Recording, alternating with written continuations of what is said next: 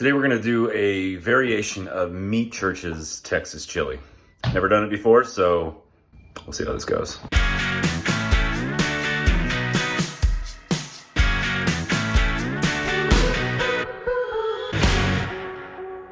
So before we could do the chili, we had to smoke a roast.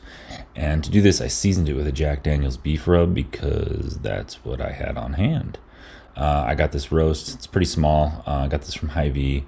It's about 1.2 pounds, $11. It's a pretty small roast, but we're gonna get seasoned and we're gonna get it on the smoker.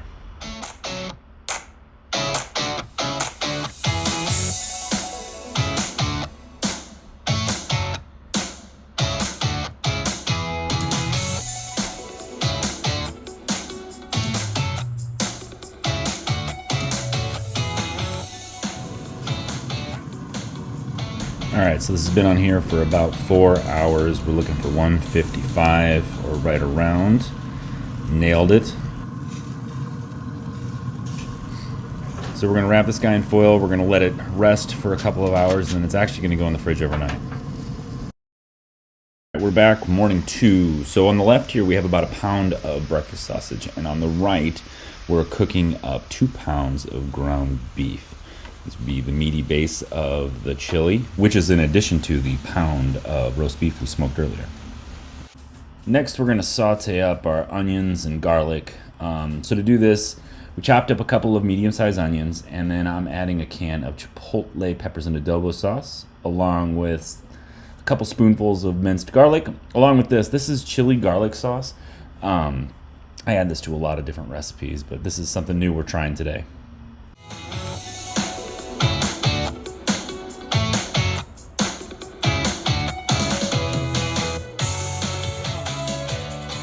Next up, we're going to combine all the ingredients into a Lodge Dutch oven.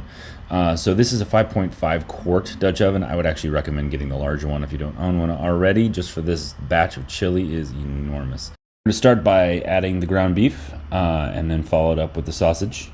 Doesn't really matter what order you put all this stuff in because we're just going to mix it all together once it's all in the Dutch oven anyway.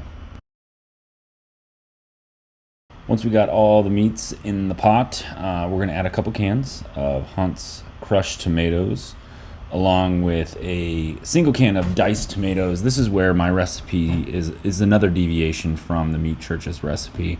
I'm not a huge fan of large tomato chunks, and I wanted to get a few more peppers in here, so I'm actually adding a can of Rotel.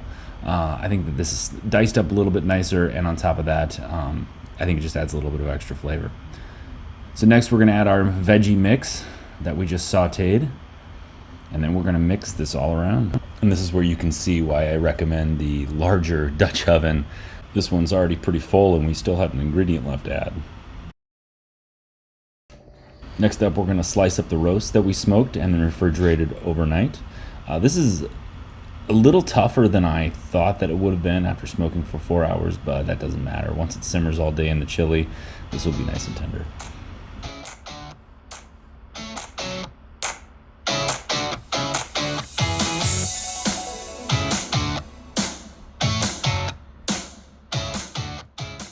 All right, we'll mix in those beef chunks and then we're gonna get this thing on the smoker. Today we are smoking on a Pit Boss Pro Series pellet smoker. Does a good job for our purposes here. So one ingredient that I forgot to add was the chili powder and cayenne mix. It's about 6 tablespoons of chili powder and a teaspoon of cayenne. You can add more as you want more spice. I think this was plenty spicy with the amount that I put in here. So our chili's been on for about 2 hours. So we're gonna mix it now, and then I'm gonna mix every hour going forward. I'm gonna leave this uncovered up until about the 6 hour mark, and then we'll cover for the last 2 hours. So here it is, guys, about 8 hours on the smoker, and we have ourselves our Texas chili, meaty Texas chili recipe, and I'm really excited to dive in and try this.